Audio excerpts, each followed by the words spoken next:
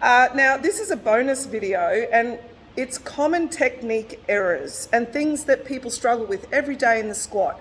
So I have a kind demonstrator here, Sue, who's going to go through the most common technique errors and struggles. The first thing we're going to watch Sue do is not be able to get to depth. So Sue's going to breathe, brace, and if that's her depth, yep, okay, see her hips are way above her knees. Okay, you can rack the bar, Sue, thanks. Then what I suggest is bringing in the box, like I said in video number 3. Okay, here's another common technique error.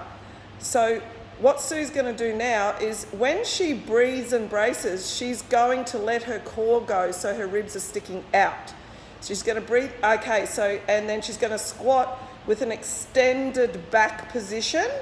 Okay, see, there's a lot of pressure going into this part of the back. So standing up, Sue. Now Sue's going to bring her ribs down to her hips and contract the core and hold that contraction as she squats.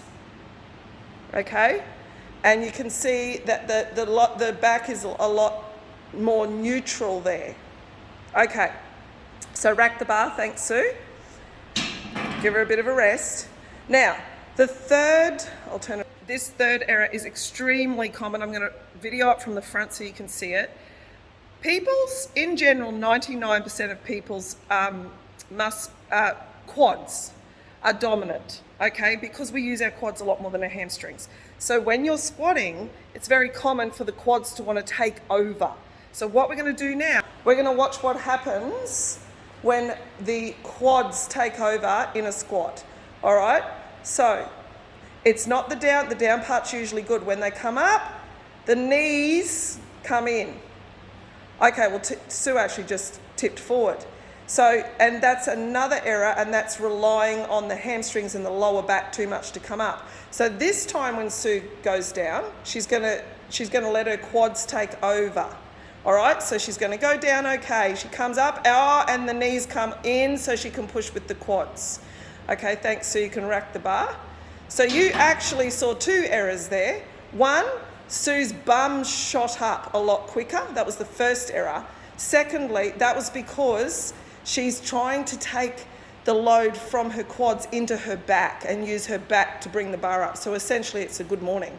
All right. And then secondly, the second one was the quads are taking over because the hamstrings and glutes aren't being used enough. Now, if you want to know what to do with that, all we need to do with that one is to grab, and I'm going to do this very quickly so that you can see it in action. We grab a booty band, okay? Not too heavy, because if you do it too heavy, it sometimes restricts how low you can go in the squat. So Sue's going to put that now, firstly, around her knees, okay? So that's the common place to put it. You can put it below your knees, but start with it above your knees.